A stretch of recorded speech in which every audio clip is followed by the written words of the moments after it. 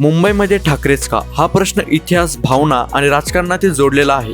थोडक्यात आपण त्याचे स्पष्ट जाणून घेऊया. बाळासाहेब ठाकरे आणि मुंबई. बाळासाहेब ठाकरे यांनी 1966 साली शिवसेना स्थापन केली. या काळात मराठी माणसावर होणारा अन्याय, नोकऱ्यांमध्ये मराठींचा हक्क, मुंबईत मराठी अस्मितेचा आवाज हे मुद्दे त्यांनी मुंबईतूनच ठामपणे मांडले. मराठी अस्मितेचा केंद्रबिंदू मुंबई ही महाराष्ट्राची राजधानी आहे. बाळासाहेबांनी मुंबईला मराठी माणसाची राजधानी म्हणून उभं केलं. म्हणून मराठी लोकांमध्ये ठाकरे नावाला भावनिक नातं निर्माण झालं.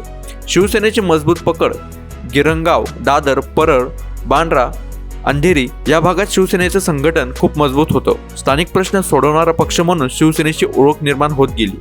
मराठीसाठी लढणारा नेता बाळासाहेब ठाकरे, थेट बोलणारे, न झुकणारे, मराठी माणसासाठी उभे राहणारे, म्हणून मुंबईकरांच्या मनात ठाकरे म्हणजे आपला माणूस ही भावना रुजली आहे. आजही उद्धव ठाकरे, आदित्य ठाकरे यांच्याशी मुंबईतील अनेक लोकांची भावनिक आणि राजकीय जोड आहे. मुंबई ठाकरेची नाही, पण ठाकरे मुंबईच्या मनात आहेत.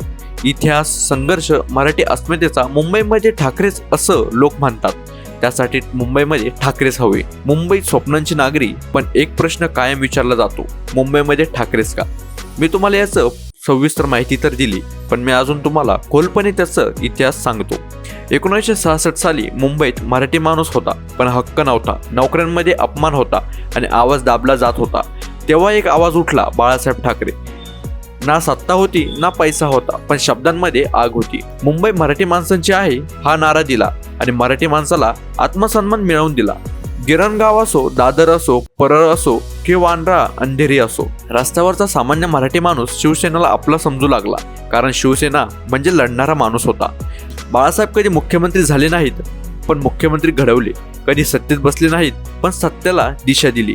म्हणूनच आजही मुंबईच्या रस्त्यावर, मनांमध्ये आणि इतिहासात ठाकरे नावाला मान आहे.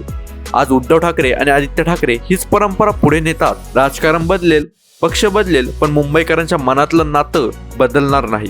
त्यासाठी महाराष्ट्रामध्ये, महाराष्ट्राची जी राजधानी आहे मुंबईमध्ये फक्त मराठी माणूसच टिकला पाहिजे. मराठी माणसाला पुढे नेण्याचं काम ठाकरे बंधूंनी केलं आहे.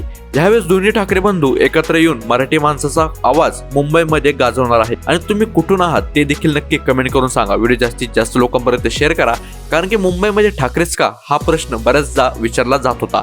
आपण त्यावर हा व्हिडिओ बनवलेला आहे. लगेच जाऊन हा व्हिडिओ जास्तीत जास्त लोकांपर्यंत शेअर करा. आपल्या चॅनलवर जर कोणी नवीन असाल तर चॅनलला सबस्क्राईब करून टाका.